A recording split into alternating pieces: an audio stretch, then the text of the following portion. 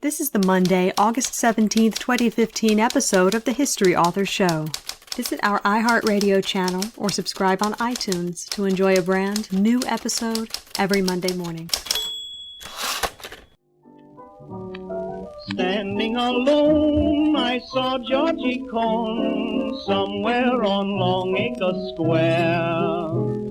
Crowds passed him by, I heard Georgie sigh. Nobody noticed him there. I asked him why he didn't smile. He said in that old Cohen style, "Oh, New York ain't New York anymore." Hello and welcome. I'm your host, Dean Karayanis, and you're listening to the History Author Show on iHeartRadio. You're familiar with our theme song, 1925's New York Ain't New York Anymore, and it's the perfect segue into today's book. It's called Supreme City, How Jazz Age Manhattan Gave Birth to Modern America. This story of speakeasies, flappers, and the birth of radio is brought to us by Donald L. Miller. He's the John Henry MacCracken Professor of History at Lafayette College and also authored, among his other books, City of the Century, The Epic of Chicago and the Making of America. You can learn about these and his other projects at donaldmillerbooks.com. And while you're there, take a spin around Jazz Age Manhattan on the interactive map he has. If you have an eye for history, or an ear for history, and you do, or else why would you be here, you'll run into a lot of old friends reading Supreme City, names that still generate excitement and nods of recognition 100 years later. Names like Babe Ruth, Jack Dempsey, Tex Rickard, E.B. White, Elizabeth Arden. Some are so legendary they go by one name: Ziegfeld, Chrysler, LaGuardia, Lindbergh, Sarnoff. But how did New York City get from there to here? How did it become, as Duke Ellington called it, the capital of everything? It was my great pleasure to explore that question with Donald Miller when we talked. Oh, New York ain't New York anymore. I'm joined on the line by the author of Supreme City, Donald Miller. Thank you for making the time with me today. It's a pleasure. Now, writers tend to view New York City as a living, breathing character. At least I know I do.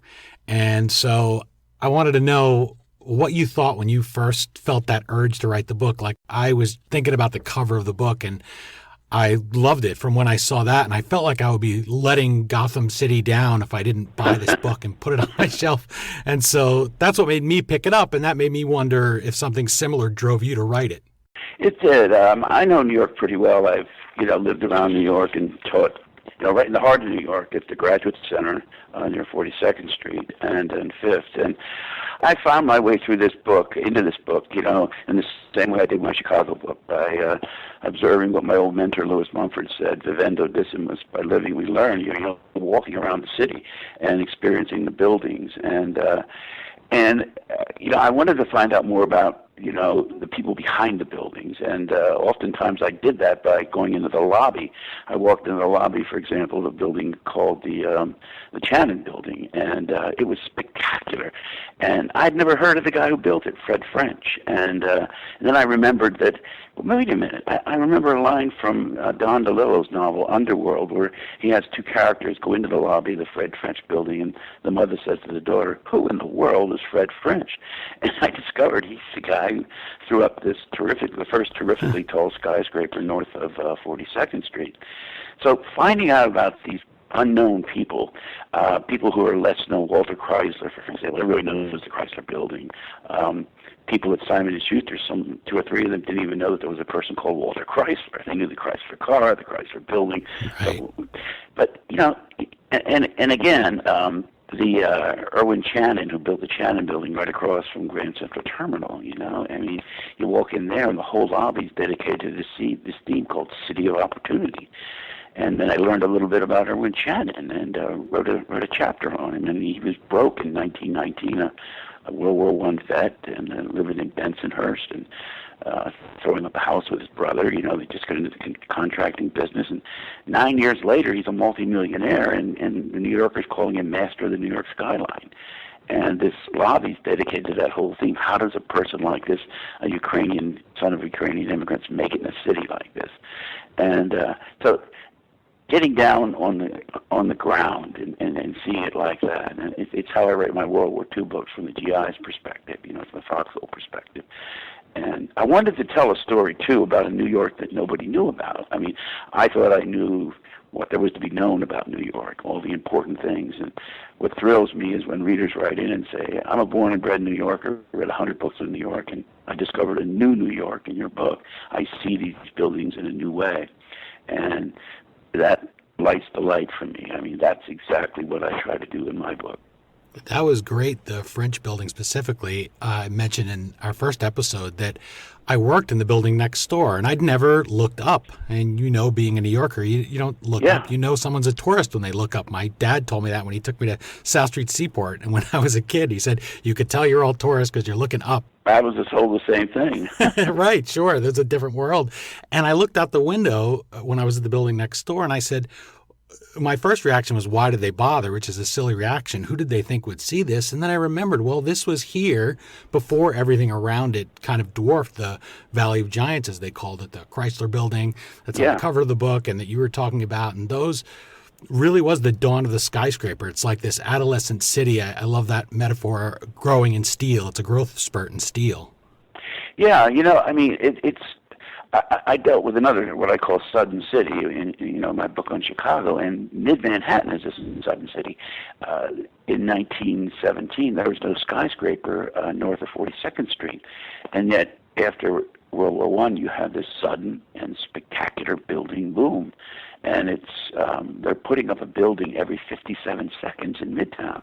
Wow! By 1929, I mean, they've got more skyscrapers in Midtown than they do in Lower Manhattan, which was always the skyscraper center of the world up to that point.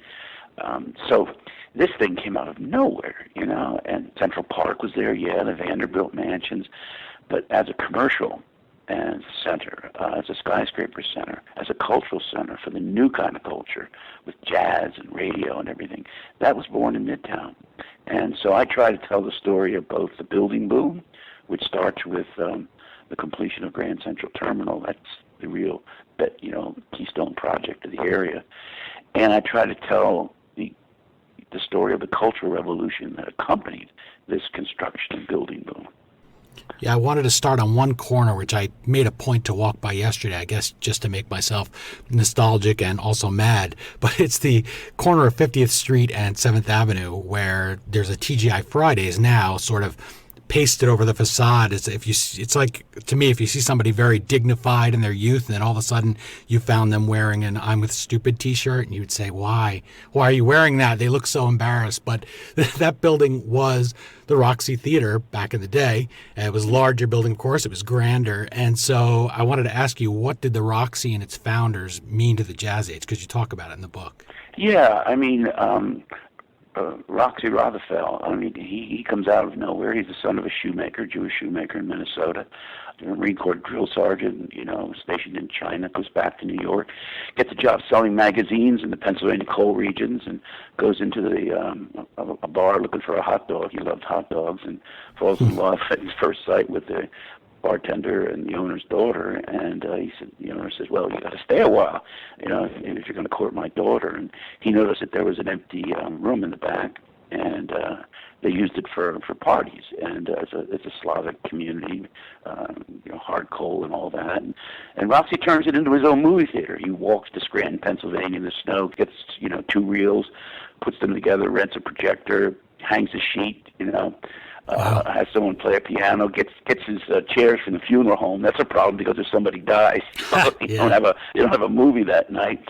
Well, 4 years later, he's brought to New York. He brings big movie culture to New York City. There were never enough people to fill all these tremendously big theaters they were building in Midtown Manhattan in the 1920s. And so they had this thing called a prologue, and they had everything in the prologue: animal acts, clog dancers, circus acts, opera, ballet, and the prologue often lasted longer than the movie. And sometimes Roxy would stand behind the scenes and describe what's happening in the prologue, and people loved that. And radio asked him to go in the air, and he had the first, talk show. And he had he'd bring on the guests from the show, and he's the biggest hit in radio. And later on, he's NBC, David Sarnoff's network, which was founded in 1927, picks him up, and he's the biggest thing in radio. And so he brings movies into the heart of Midtown Manhattan. Now understand, it was lined with legitimate theaters and big, eating spots like Delmonico's and things like that. Well, they go out of business with Prohibition. They can't support themselves, places like Delmonico's. And the legitimate theaters are driven off Times Square by these cyclopean, gigantic movie theaters like the original Roxy, which was right there in the Times Square area. And it could seat 5,000-6,000 people. And one critic, kind of jabs him in the ribs and says, this is the biggest theater since the fall of Rome. And everyone thought it was kind of kitschy and things like that. But Roxy appealed to steam fitters from Brooklyn and their wives, and they could go in there for $1 and be treated like Rajas by this team of well-drilled ushers. And it was a spectacular, afternoon, a spectacular evening. And you could put on 4 or 5 shows a day, going well into the early morning hours. And with legitimate theater, you got, maybe an afternoon matinee and an evening show in a theater of 600. They can't compete. The real estate costs are too high, so they're driven where they are today, off to the side streets. So a lot of what Manhattan looks like today, a lot of it was, the result of things that happened in the 1920s. The 20s is the real shaping force. Fifth Avenue, that was all Vanderbilt mansions. They called it Vanderbilt Alley, one after the other, from 42nd Street right to Central Park. 1920s, young Jewish real estate agents came in there, bought out all the Vanderbilt mansions, including the largest urban residence in the world, which is located right across from the park now. And they put up commercial buildings like Saks Fifth Avenue. And beauty entrepreneurs come in there, like Helena Rubinstein, Elizabeth Arden, and establish their studios there. So the whole avenue, the whole look of the place changes dramatically. Yeah, I was thinking when you were talking about the skyline, that you look at the map or the skyline or the image or graphic of the skyline, and I think of somebody leaving the city, because you might leave for 5 years or however many, and coming back, and it would just be an amazing boom. It really changed the face of it. Like you said, suddenly all this is in Midtown, and people are coming, and it's just such an incredible period of change and innovation in everything. I was thinking of some of these figures. Another one I wanted to mention is Tex Rickard, because every now and then somebody will ask, how did the New York Rangers, a team in Broadway, how did they get the name Rangers? It doesn't sound like a very New York name. And it was because of this Tex, but he really squeezed his way into the hockey business, but his more enduring legacy is boxing. Radio and Rickard managed to really promote it and change how we look at it today. So tell us a little about that. Yeah, well, Tex Rickard, teamed. First of all, Tex was a Texas Ranger, and he was a sheriff in a small Texas town and picked up that name. And after his wife died at a very early age through childbirth, he goes to the Alaskan and Canadian Klondike and opens the largest barroom in the world and gambling joint, and then gets into the boxing business out in the West. And then boxing matches were male-only affairs, and some of them were held on river barges, some of them were held, in stockades. And what Rickard does is he, if you can believe this, gentrifies boxing. He gentrifies the crowd. He appeals to the female element. And there's a big fight where his meal ticket really is Jack Dempsey, another Westerner, from the silver mines of Colorado. And Dempsey was nothing when Rickard picked him up and built him up, and he had a killer right hand and becomes eventually, the heavyweight champion of the world, the most popular athlete in the 1920s. And what Rickard does is he turns boxing into a mass spectator sport. Now, that phenomenon, mass spectator sports, had never existed before. You'd get 14,000 people to a baseball game, 600 people to a boxing match, but all of a sudden 57,000 people, 60,000 people going to see Babe Ruth, 110,000 people going down to Philadelphia or out to Chicago to see Dempsey fight Jack Tunney. But women now all of a sudden are part of the crowd. He appealed to the millionaire crowd, to the Morgans, the great Corsair, J.P. Morgan, his daughter Ann Morgan, was a single woman living in New York City, and she was involved in a multitude of charities. And Rickard would hold these gigantic charity events at the hockey arena, at the boxing arenas, and he buys Madison Square Garden, which was then on 7th Avenue, and turns it into the boxing mecca in the country. So all of a sudden, boxing is a bigger sport actually in the 1920s than baseball. And Dempsey, rather than Babe Ruth, is the highest paid athlete in the 1920s. There were $5 million gates in the 1920s in boxing matches, and all of them were Rickard fights, and all of them involved Dempsey. You were talking about sort of the, I guess you would say, democratization of entertainment to run to a place like the Roxy, or being able to go out and have a night on the town. And you had a great line about Babe Ruth in the book.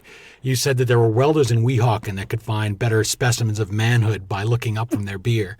And I thought of, compare our celebrities today with TV, where the image is so important, to those in the jazz age with radio. Yeah. Well, Babe Ruth had a radio face.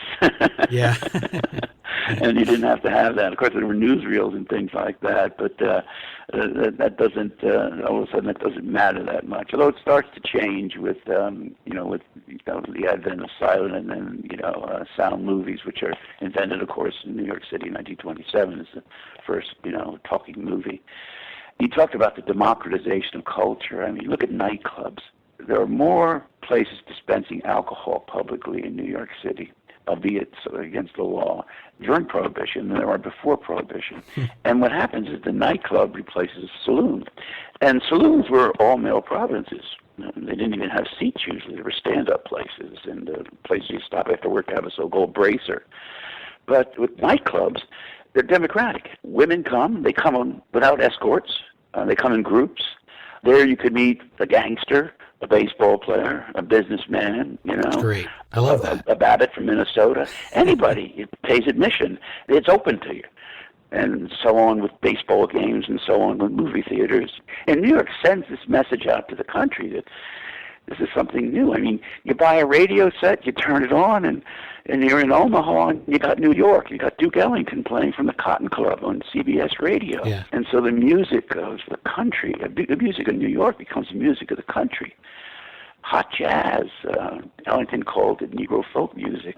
Paley saw Ellington play at the Cotton Club up in Harlem, which is owned by a gangster named Oni Madden, who was the big controlling influence on Midtown Manhattan, and he puts him on the radio. And that's when the Duke really made it. And all of a sudden he's touring internationally, and people are comparing him as a composer of Mozart. So radio, you don't pay for it. A guy actually wrote into CBS and said, who do I pay for this? It's coming to me free.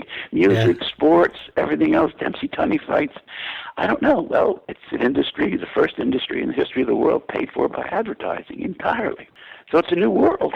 It really was, and you could see through the radio. I think when you talk about boxing, my visualization of it is the old I Love Lucy, when Fred and Ricky would get together, usually TV, but sometimes the radio was all they could get for a fight. Yeah. And they would really get into it. Of course, they were doing comedy, but still, that was really something for you to gather around a radio and experience and have someone tell you what was going on. It gave birth to the radio star, which we hadn't had before. And that to talk to millions at once with your voice is just an amazing thing for them.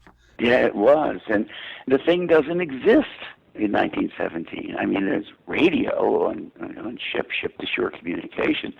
But David Sarnoff, this immigrant from Minsk, never saw a locomotive, never saw an automobile until he came to America.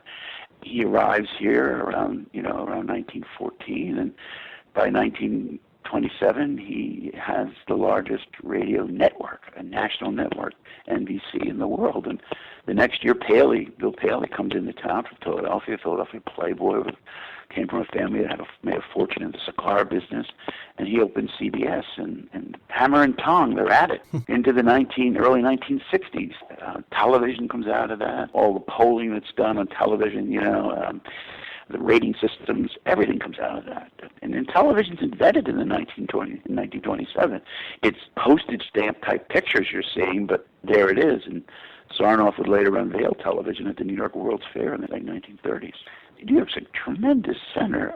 because you have so many people coming in trying to make it from all over the world, from west of the Hudson, east of the Danube. They're congregating in New York. And in my book, I have about 31 characters. Almost all of them are outsiders. And it's these outsiders who come into New York, plant their flag, and transform the city. And that wasn't an easy thing to do. Even Jack Dempsey came to the city without Rickard, I should say, earlier in the century, and he didn't make it. He got his clock cleaned at a couple of fights, up in Harlem, and he's broke and he has to go back to Colorado. Well, he has a great line in his autobiography. He said, "You might want New York, but does New York want you?" He said, that's what it's all about. And New York welcomed these people. I mean, you had to put entertainment on radio. You had to put something on radio. If you could put a radio box in somebody's house, you had to put entertainment on it. So Sarnoff puts on the first, that big Dempsey-Carpentier fight that I mentioned in 1923. And they start putting the World Series and regular baseball games out on the radio as well, and entertainment.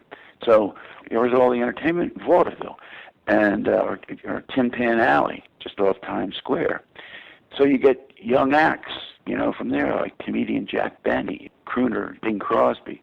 They're on the radio, and that's how they make it. We're speaking with author Don Miller. Again, check out DonaldMillerBooks.com for his many projects, including Masters of the Air, which inspired the upcoming HBO miniseries produced by Tom Hanks and Steven Spielberg. The book on our laps today is Supreme City, How Jazz Age Manhattan Gave Birth to Modern America. And you were mentioning Philadelphia there a minute ago and all the people funneling into New York to Jazz Age projects that helped that happen from the West. Is the Holland Tunnel is one, and the George Washington Bridge another. And the Philadelphia Inquirer called your book, quote, a splendid account of the construction boom in Midtown Manhattan between World War I and the Great Depression, and the transformation of transportation, communications, publishing, sports, and fashion that accompanied it. And I complimented you on getting a Philly newspaper to compliment New York City, which is not easy. And I said you have the subhead of the book that states the boost gave birth to modern America. So tell the listeners, how do these other cities, other than people physically moving here to New York, how do other cities in America start looking to New York and revolutionizing and following the lead? Well, New York's a magazine center and the newspaper center. Though the New York Times is primarily a regional newspaper at the time. The Daily News is selling outside New York, but magazines like the New Yorker go out to the rest of the country, and there it is, the New York nightlife, the New York style, the New York culture, with wonderful, wonderful articles about the night scene, the nightclub scene, the fashion scene in New York City. Radio itself, as I mentioned, is another way New York starts to transmit its culture to the country. The Broadway shows go on the road, shows like Showboat, great show put on by Florence Ziegfeld in 1927, that changed American theater. It deals with a racial theme that had never been dealt with before, and an explosive one, miscegenation. The songs came right out of the dialogue. They were beautifully, beautifully melded. And it was an absolute sensation. And Ziegfeld had 5 of those big hits. No one's ever done that in one Broadway season. So that's another way New York culture becomes a culture of the country. Even its engineers, reading the engineering magazines, you take Clifford Holland. I always came into New York, one of two ways, the Lincoln or the Holland Tunnel, and I never associated the Holland Tunnel with Clifford Holland, who's an engineer from Massachusetts, comes right out of MIT down in New York, starts working on the subway systems, the tunnels, and learns that they're going to build the first vehicular tunnel, the first tunnel for cars and trucks in the world. We knew how to tunnel before then, the Penn Central, the trains came in and tunneled, but what we didn't know how to do is remove the carbon monoxide from these tunnels. And how do you create a ventilation system? They said, well, we'll put big fans in there and blow the gas out. But if you had a fire, you could create a tornado of flame in a place like that. So what he does, if you come into New York, you'll notice it in the river. On land, there are 4 giant structures, very square structures. They're actually wind machines. They're like Venetian blinds. The blinds open up, they catch the wind. The generators speed it up. And then they shoot the wind into the tunnel, and it comes out at hubcap level, and it's fresh air. It's changed every 90 seconds, and the bad air is sucked out through the ceiling vents. And in that way, the air is as clean as it is outside the tunnel. And every tunnel in the world, since Holland completed this tunnel in 1927, which is the same year they start building the GW Bridge, every tunnel in the world, Lincoln, etc., is based on the technology that Clifford Holland developed. And tragically, he died during the construction, and they decided to name it after him. Yeah, look, definitely when you cross, especially on the ferry. I know, again, when I was younger, we'd go across, and I remember the first time that my father pointed those out to me, and he said, those are the lungs of the Lincoln Tunnel.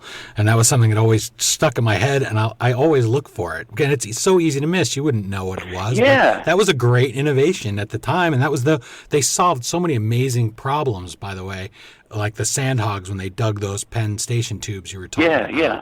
It was hard to do, and they just went at it, and they did it, and a lot of them died in the process. Also, Roebling, when you talk about the Brooklyn Bridge. Of course, these were challenges, and some of them gave their lives to make them. It wasn't all getting things named after you. Like Holland was a young man at the time, wasn't he? That's exactly right. And in my book, I try to tell about not just the entrepreneurs who threw up these skyscrapers, but the people who built them. I talk about dockyard workers and Italian garment workers, 7th Avenue, Fashion Avenue, and the Sky Boys, the guys who went up on the steel frames of the skyscrapers. And of course, you hang a skyscraper from a steel frame, and these steel frames are going up with tremendous rapidity in Midtown. And this is urban theater. People would come with binoculars and watch these, what to them were ant-like figures, operating up there where the birds don't fly. And they're up there without hard hats, without safety harnesses. And one of these guys is killed every 33 hours. Amazing. I talked to a Mohawk Indian who worked on the Channon Building, and he said, we don't die, we're killed. And a lot of these buildings, the steel frames were constructed by Mohawks from Canada, from around St. Lawrence River, where they'd helped build bridges, and then came down to New York, and they followed the skyscraper revolution all across the country, going to places like Chicago and Cleveland and building buildings like that. But that's the story, too, of New York. Like you say, the sandhogs, the dock workers, no occupation in the country, with the possibility of fishing, believe it or not. That's as dangerous as working on the docks in New York City. So I take you down there, right to the docks themselves, and talk about the plight of the workers. It's kind of my on the waterfront scene. And there was a lot of new things going on at the time. And that's one thing. It's if you shoved someone up on a building today and said, go build a skyscraper, they would expect to have safety harnesses and the like. But Absolutely. These people are really creating a revolution. They're the first ones to do it. So you don't, there's all kinds of things you don't think of like at first, and the technology just isn't there. And so a lot of it is they're pioneers in the sky, and they're building it or under the Hudson River in the bed there. Yeah. And one thing about Supreme City is you have a lot of photographs of these people and of these times. Yeah. And my favorite one is Mayor Jimmy Walker. Oh, yeah. Pinky ring, tailored suit, squinting to one side with an impish grin, boater hat. His hand is stuffed in his pocket, and every time I look at it, I wonder what he has in there. Flask, maybe, the roll of singles to tip the voters. I want to know. But I noted reading Supreme City that he was late all the time, and that's a big knock on our current mayor, Bill de Blasio. Yeah. Yet, unlike de Blasio, Walker got away with it. So he came late in style. Yeah, and so I love that one when he shows up hours late for a Jewish event, and he just grabs a yarmulke and puts it on before he jumps on stage, and they just go wild, and all is forgiven. And so I wanted to put you on the spot and ask what de Blasio could learn from Jimmy's style of leadership, and if you've sent de Blasio a book. No, I haven't sent de Blasio a book, but he's pretty stiff, and he could learn a lot from Walker. Walker, of course, was besotted by corruption. It was never a case of somebody buying Jimmy Walker and trying to get a project through by paying him off and things like that.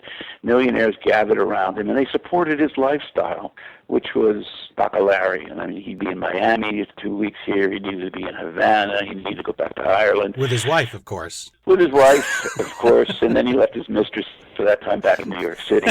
I mean, the church was all over him, They visited him, and they tried to get him to drop one of his mistresses, and he said, you go back and tell the cardinal, and I know about 4 of his altar boys who are doing the same thing, And by that he meant big businessmen who supported the church. Although they investigated him for the tip of his toe to his nose, never were able to get anything solid on the guy. He was never brought to court. I mean, there were inquiries and things and political pressure, mostly from Franklin Roosevelt, who was governor at the time and needed a clean New York.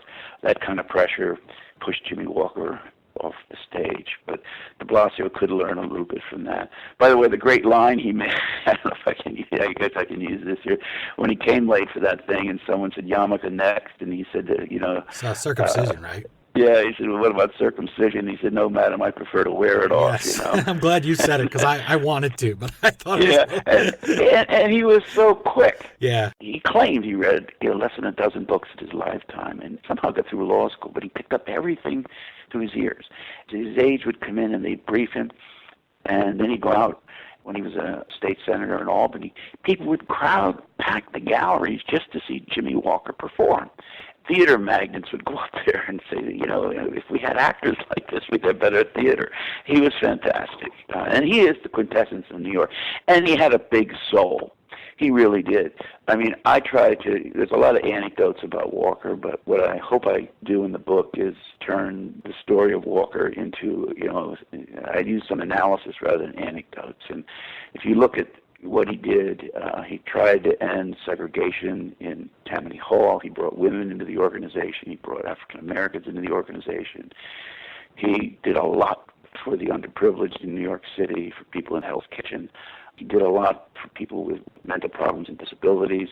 And he was the spirit of New York. I mean, he's the one who I think best exemplifies the class, the style, the energy, the passion, and the creativity of New York City.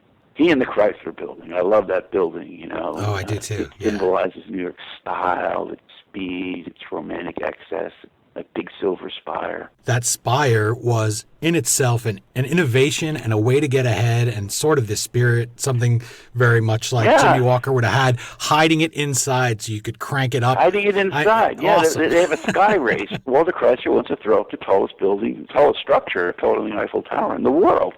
And he succeeds, but when he was finished, the building was smaller than a competing building down at 40 Wall. I think it's a Trump building now. And all the papers announced that the 40 Walls won the battle. But Walter Chrysler had his engineers build this silver spire inside the tower. And then one day they lifted it up through there 176 feet high, and all of a sudden it made the Chrysler Building the tallest structure in the world. But only for 11 months until the Empire State Building was completed. That's that I can't be beat kind of New York spirit. Yeah. And Chrysler has it in abundance.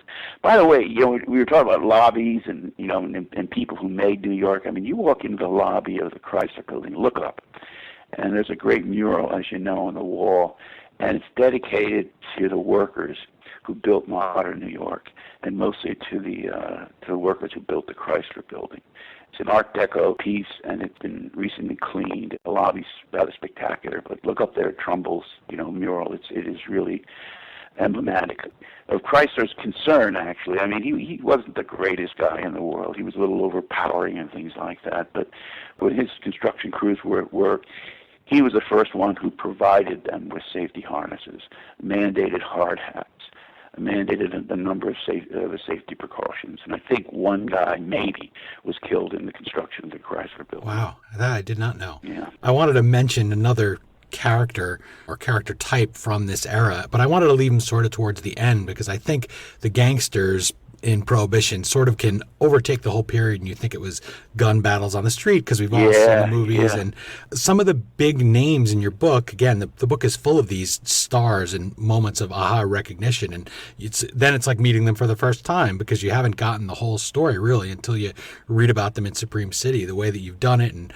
footnoted everything and gotten it in there. And I was thinking about how law enforcement, you kind of get a black and white vision because, again, we in this era are all raised on movies and books about it. But really the police, sort of going by what Jimmy Walker said, that the whole of the U.S. Army and Navy is not going to be able to make this a dry city because the bar culture that you talked about, which is very much alive today, that isn't in a lot of other places, it is just never going to give up our drink. And so that was the thing. Like a lot of the law enforcement, they saw it rather as just fulfilling a need for people, and they were in on it. And it wasn't this black and white. Every cop was clean except a couple, and others weren't. And I love that part of the book. I love finding out I'm wrong about something in history or a little bit off. Yeah. If you walk down the street in New York in 1928, and you're looking for a speakeasy, you could ask a cop directions to a speakeasy. No legal speakeasy. They got payoffs. They got free lunch there and a beer now and then and a Christmas gift, and that was the kind of protection that was provided. No speakeasy owner was big enough, powerful enough to control the New York police force. But New York decided early on in the Walker administration, and even before that, Governor Allen Smith courageously came out against Prohibition, and that they're not going to enforce Prohibition. The feds could come in and do it, and they tried, but they're not going to get much cooperation, if any, from the New York police force. Yeah, Walker fought that bill to try to make New York enforce it. And Walker said it'll bankrupt the city. And that's another great moment of his where he brings that fellow in there on a stretcher to cast the deciding vote. He says, Jimmy, I'm dying. And he says to him, just keep breathing until you hear your name and vote. Exactly. He needed one more vote. Yeah. He brought the guy from almost off his deathbed from New York City on the train and brought him to Albany to cast the deciding vote. Yeah, it's a great story. But the woman who did it, really, who would symbolize this is Tex Guinan with her nightclubs. She's a nightclub entrepreneur, and she's a former silent film star, playing cowgirls, and comes to New York, gets involved with some gangsters, opens a club, and becomes a hostess, and she's the with Walker, he's the nighttime king and she's the nighttime queen in New York City, and she battled the feds, hammer and tong, and complex woman too. Devout Roman Catholic, lots of priests in the family, didn't smoke, didn't drink, would stop at for early morning mass after coming from a speakeasy, took care of her money. Very, very shrewd. And you got all your gossip. Walter Winchell and all those reporters got all their gossip by sitting around talking to Texas. She's this brassy blonde, peroxide blonde. She beat the feds again and again. They hauled her into court, and they never got her. She's a fascinating character in the book, I think. Two other women, quickly, Elizabeth Arden and Elena Rubinstein, so people don't get the idea that it's just men in your book. No, it's filled with women, and they changed New York in a major way.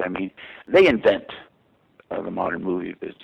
Here's Arden, daughter of a struggling Canadian farmer. Rubinstein is the daughter of a struggling kerosene dealer in Krakow, Poland. And they come into New York roughly at the same time, and they build the modern business. Before this, if you painted your face, as it was called then, you were either a movie star, or you were a fast woman. And now all of a sudden, people are seeing Clara Bow and people like that in close-ups in the movies with makeup in order to dramatize, their eyes and things like that. And it becomes fashionable. And they open beauty salons and create a beauty business. And more money is made on beauty products in 1927 than the entire country paid for electricity. Wow. These two women become, in today's terms, billionaires. And they have international beauty empires and salons that deal with everything. Every aspect of conditioning, you even had fencing and whatever. So they and people like Hattie Carnegie in the dress business, they are powerful, independent women entrepreneurs. And there's a number of them. And the book's filled with women characters like Guinan and tough, hard-nosed, but at the same time, transformative figures. Okay, you've given us a nice chunk of time. We could continue to talk and talk, but even speakeasies had a last call. So one final question for you. The New York Times said Supreme City, quote, is the work of an enthusiast, and Miller's enthusiasm is catching, unquote. You drew your inspiration in part from E.B. White's description of Gotham as three cities, one to the native, one to the commuter, and yet another to the person like those you've been talking about who came to the city to make it big.